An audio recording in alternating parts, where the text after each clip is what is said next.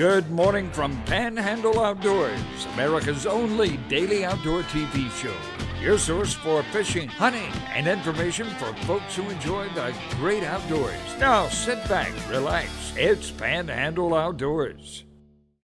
Good morning, folks. Welcome to Panhandle Outdoors. I'm Winston Chester. Glad you're with us on this Friday morning. Ending up a really good week here on Panhandle Outdoors, and we appreciate the viewership, the guests we've had, and really enjoyed this week. And really, the feedback I have over some of the shows has been really special, so thank you very much. Let's get started with our weather, brought to us by Gulf Coast Air Conditioning. Drew Pollard and his hard-working crew taking care of our everyday comfort needs. Comfortable today. I got a 10-degree window, high 85, low 75. Water temperature at the end of the pier is at 82 degrees. Everything looking good there. Let's take a look at our river readings, brought to us by Panama City Coca-Cola. Good folks down there. We're looking at the Apalachicola Bluffstown. It's still high, 14.3, but as you can see, it has a slow, steady drop to it, and it looks to be dropping for the weekend. Choctaw Caryville, 11.8, and a very slow, steady drop for both rivers for the Memorial Day weekend. They're going to be going down a little bit, but they are still high. The rivers are high, so be aware of that. Our tide chart brought to us by Kent Forest Lawn here on 23rd Street. High today this morning at 10:07. And low at 9:38, and you can see that is some really strong tides today and tomorrow, especially just in the next 3 or 4 days. Really strong tides to coincide with our moon motion we're having.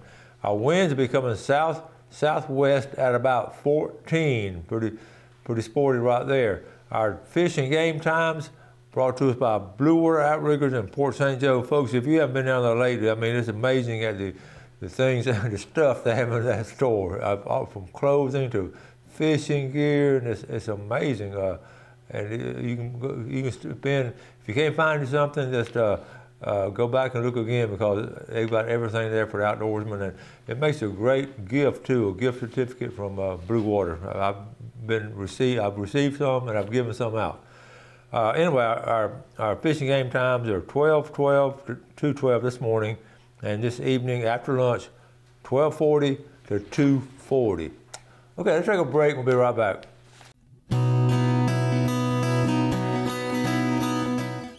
Okay, welcome back. You know how I feel about our fishing and boat building heritage. I feel very strong about it. I've always enjoyed sharing it and researching it. And this past weekend, the Sherman Open, the golf tournament out of Lynn Haven, this was what they started. They started in 1927. That was the 97th consecutive year of having the Sherman Open, and I just really I get a kick out of it, because I know the roots of it, and it ties into the fishing and boat building, and it goes back. I just want to share this with you this morning briefly. The Sherman Shipyard started in 1917, actually down in Millville. So I'm going to tie this into Eastern Shipbuilding. So follow with me. 1917, now Walter Sherman came down from Georgia, and the ship ways were built in 1907, and it was called a German-American shipyard. But anyway, you can imagine when World War II broke out, they dropped that name, and then right after that, in the 20s really, when Sherman got started, and it started right there in Millville, where Eastern Marine is now. So anyway, I'm going to show you a couple of pictures out of my book that I found out about it. So anyway, Walter Sherman came down with Minor Keith, and he's the one that developed Lynn Haven. That's why they ended up in Lynn Haven tournament. And they were, anyways, they bought the old Marine ways, and the first boat they built down there, the Martha Lillian. Okay, it's right there. So I just want to show you what he did. He always gave back. This is 1924, down in Millville. And that's a J.H. Laird, the Laird family here. That's their folks. And anyway, so what he did, he ended up, when people ask him why he started a shipyard, he said, red snapper, this is his quote, red snapper were just running over each other on top of the water. These shipways were here, and we just decided to build some boats and get into the fishing business. And that was 1919. Now, is that not a common sense approach to doing something? And so anyway, he started doing it there, and it just had a history of boats, and I won't show you all of them, but that's 1928. But isn't it amazing that the boats they built? He always treated the folks with dignity and respect to work for him. So anyway, with that being said, he started, he gave back to the community by starting that golf tournament and gave to the community also. So here comes Eastern Marine. This guy named Brian DeCernia comes down from New York, and he loved fishing. He was a lawyer. He went to law school, practiced law a year, and just didn't like being a lawyer. So he came down, and he loved to swordfish up there in the Atlantic, out off the coast. You know, they were catching swordfish. So he came down, found some swordfish, caught him with a couple other guys, and decided he's just going to move down here and start a shipbuilding. So here's his story, basically.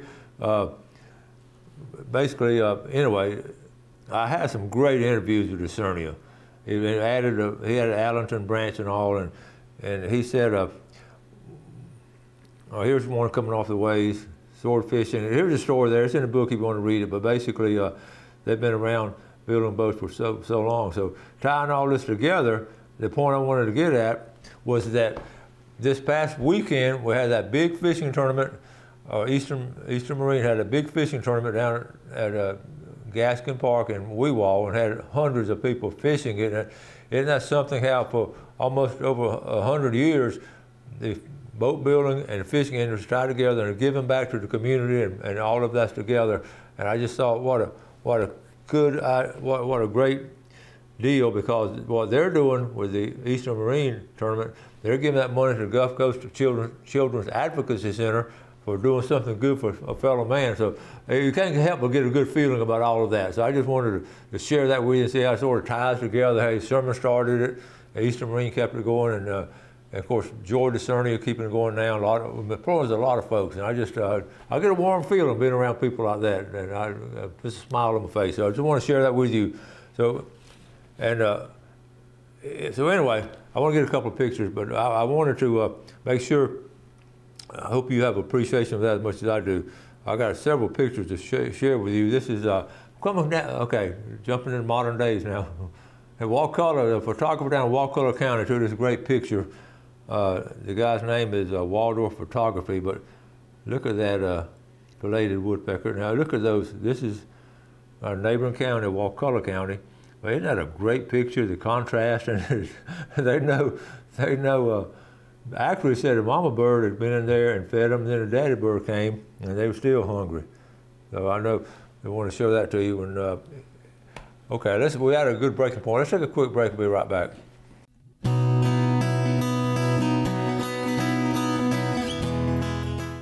Okay, welcome back. You know, we're talking about different pictures. Like that right there was professional taking all that. But you know, we still get some entertaining ones on our game camera, and I just love game cameras because it sort of keeps you up on what's going on the property. I just got this in this morning. I turned it on, and last night at 12 p.m. exactly. Let's see, it says 12 p.m.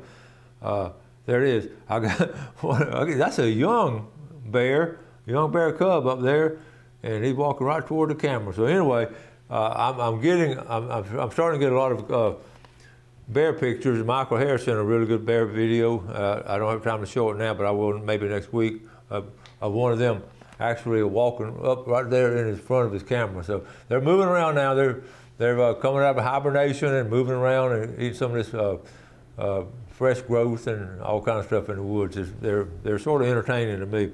Here, I didn't get to do a good job on this picture yesterday. Okay, this is. Okay, Robert sent this, and let me go over it again. This is from yesterday. Mr. Winston, my lifelong friend, has been down in the Florida Keys for a few weeks on vacation. He sent me this picture today of last night's sunset. Our wonderful Lord gives us breathtaking, beautiful sunset, so that's great.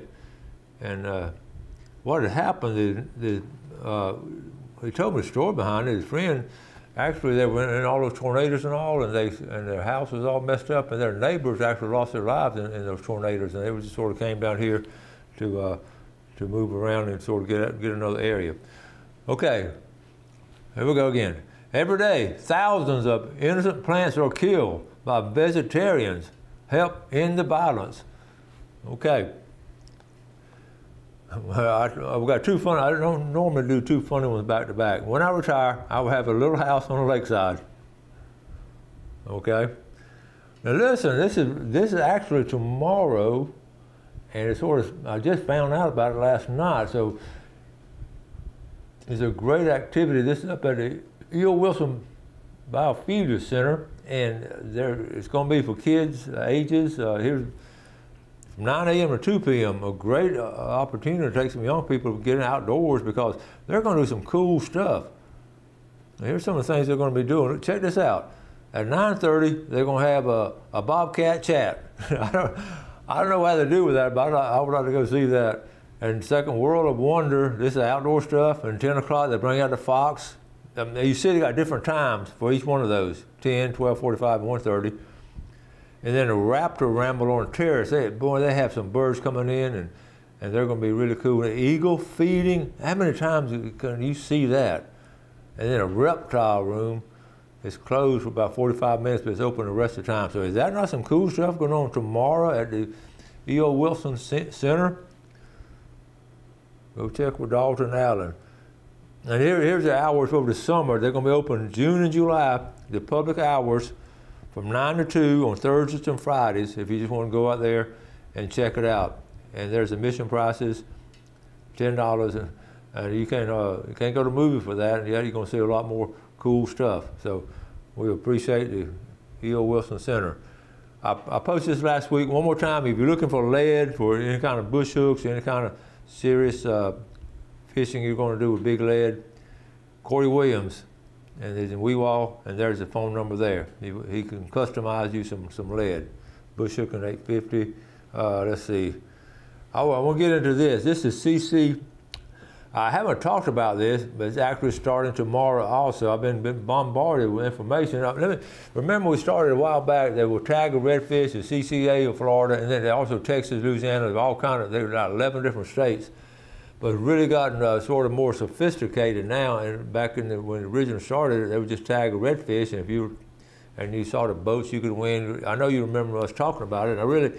In the last couple of years, we hadn't really got a lot of feedback on it with people doing it, but now I'm going to go ahead and mention it this year in case you want to join, because it's a different format, so I'm going to try to explain it to you as best I know. And by the way, Lisa Fitzgerald, who heads us up across the state, and she's been on the show before, she contacted me recently, and she's coming in town in a couple of weeks, and she's coming on Panhandle Outdoors to help promote it, but she's quite an outdoor lady. So here it is right here. I'm going to show you.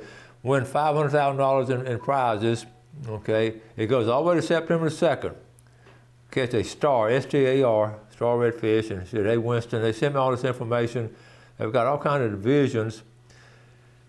And what you can see, tagged redfish, they've got tagged dolphins, they've got inshore series, and youth. I mean, it's really a big tournament now. There's Lisa on the bottom right, presenting one. So even picking up, listen, they even got some picking up trash. And what you do, you can enter, a lot of it's going to be like a random drawing. It's not going to be, of course, the first couple ones tagged, you can win that truck or boat or whatever. But then all summer long, when you catch one, you take a picture and send it in, and they'll put your name like in a drawing, and then they'll have random drawings. And it's all kinds of $500,000, $500,000. And well, right here, you can see, here it is right here. If you want to enter it, it's $80 to enter. If you're a member, $40, $10 for youth. And it's a family-friendly, 8 divisions. As I was saying, $500,000 prize, 100 days of fishing. It's a good deal. I mean, mahi-mahi, mackerel, sailfish, tarpon, trout, whatever. And it's just really cool stuff. So anyway, okay, so let me see. Another thing coming up too. This is something different now. I just ran across this Father's Day fishing event, the Heritage Excursions. It'll be at St. Andrews Marina on Father's Day from 4 p.m. to 7 p.m. Free fishing, free dolphin tours, food trucks. I mean, that's cool stuff right there. So, okay, so anyway, let me, so many things going on, it's hard to keep up with everything. So here's what I really wanted to cover today, okay? I got this, one of our viewers, Bill Barfield, been watching the show, I think, since we started. They sent me this email, and this was, I know you saw it on the news, where they're getting some of that BP money and doing some restoration. And I'm wondering why, the first thing I wondered, why did it take so long to do that? But anyway, the county commission has sort of got it hopefully squared away. But Bill Barfield sent this to me, and he saw, here's the email, I want to read the whole thing. They're going to do it in the East Bay, and the map, they didn't really show on the map how, where to really put it. So I'm going to try to find out. I'm going to see if I can get Bill Dozier to come in and here on East Bay here. But you know, my feeling on that, first of all, I'm very thankful that anytime you can restore some of the estuaries and all, that's good stuff. I'm very thankful they're doing that. But I don't know why they're starting in East Bay, but I'm sure they have a scientific reason. But I want Bill Dozier to come on and explain it, or one of the county people explain it. But my feeling on it, I feel like they should, you know, I don't have, they get just a bunch of like this, if it's just a graphic of that many. So instead of putting all in one spot, some in East Bay, some in San Andrew Bay, some in West Bay, and some in North Bay, and spread it out. That's my personal feeling on it. So we don't know exactly how to do them, but at least they're getting started, and it did take them a while. I don't know why it took them so long. I want to talk about mayflies. I don't have time to get into mayflies. I'm going to show you a picture of a mayfly, just get you excited about it. Here's a mayfly right here. So they're hatching out. The mayfly hatch is just phenomenal. Here's a picture. These are all mayflies, and you know, their lifespan is what, 24 hours, and all kind of great stories about it. That looks like a big river, Apalachicola right there. So we're going next week, we're going to talk about some mayflies and different things going on with them. But if you can be around a mayfly hatch and catch them and fish it, it's just one of nature's true wonders to do that in any of these freshwater areas from Choctawhatchee, Apalachicola, and this is the time of year for the mayfly hatch. And I haven't really talked about it much, and it's funny because they keep it a secret, and I understand why. A lot of people, you know, get on social media and say, well, you can catch them over here, you can catch them over there. These folks don't get on social media and say anything about that. All right, let's I got to move on. Don't forget now, this weekend, Memorial Day, and we'll be on Memorial Day. We'll have a good video for you. So anyway, let's show you how appreciative we are of Tarpon Rock Seafood by giving away some of their stuff that every Friday they give us. From the Sandhills, Beth Rogers, the Sandhills on a $20 gift certificate from Tarpon Dock, and a big red snapper. I don't know why I always go to the bottom. Some people on top don't have a chance. From Panama City Beach, Mike Shaw, big red snapper. You have run down there today, and you cook them up for the Memorial Day weekend. All right, we're going to take a quick break and be right back with our famous Friday fishing forecast.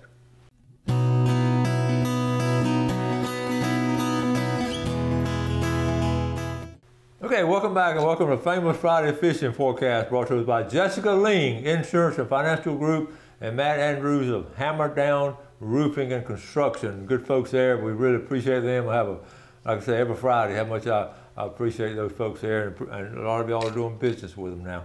I'm chuckling right here because what's going on. I've actually, my fishing forecast is right on it's at Winston Chester's house on the little table there. So I left my fishing forecast home, and it's been a very busy time for me this time of year. As a school board member, we have 11 graduations in our county, so I go to all those and all the other stuff. So I've told people that May of 2024, I think is the busiest month in my lifetime, and so I'm sort of getting forgetful when I got so much going on. So I apologize for that, but I remember off the top of my head what I was going to talk about. One of them was the mayflies and different places you can go to in the mayflies. But before we get to mayflies, I did want to say something about the Choctawhatchee River. I was checking up on some information on it last night. I got tickled. Somebody asked a question, is the Choctawhatchee River muddy? Duh. And all kind of people. I mean, it was humorous reading it. And one guy said, well, it's so muddy, I could actually see coon tracks going across the river. So I had never heard that one. So when you see coon tracks on the river, you know it's muddy. But really, it is always muddy. It's always muddy, and rivers are, because they're washing down and everything. So keep that in mind. But and it's swift. But again, like I talked about last week, freshwater fishing and the swift water. Look at all the fish they caught last weekend in that tournament where the river was just super high. Yeah, you're able to get it back there and find those eddies, find those calm areas, and catch a lot of fish. On the bay scene, I've seen some good catches of speckled trout. You saw Gloria Turner's nice trout she caught. I showed it yesterday. She's catching 2 or 3 nice keepers every day she goes, and that's been good. As far as to get back to mayflies though, let's go to the Choctawhatchee River, okay? And we're going to go from down river, up the river, down. Okay, all the way up this river, you're going to find sloughs and creeks and all. So go all the way up here. But anyway, all through here. All through here. I just want to go up the river. It's amazing when you get up that area. But what you look for, okay, what you want to do, you want to look for the willow trees and the mayfly hatch. You understand the life cycle of the mayfly, they actually dig into the larvae actually dig into the mud, and they come up and they get on there and hatch out. And the female doesn't last but 30 seconds or something. The male lasts 24 hours. So it's an amazing, amazing process there. But quickly get back. Surf fishing, again, every Friday I get up here and talk about surf fishing. It's just sort of been slow, but this past week has been real slow because it's been a pounding of the surf coming in. I've been around it and I've talked to people, and it's just been really tough. Moving on here, let's go to St. Joe Bay. I didn't talk about St. Joe Bay last weekend. St. Joe Bay, again, I talk about it every year, does not have those rivers coming into it, so it does not get muddy that much. Beautiful area there. You can catch fish, like I say, back here around Black's Island. I always show these channels, but all along the Cape here, coming all the way up the Cape, and you can catch fish. Flounder have started moving in. They're not real big now. They're catching under the bridge at Highland View. I haven't talked about it in a while. They're pretty steady catches there under the bridge at Highland View. Walking out, some wade fishermen also walk out there. That's a good area to fish.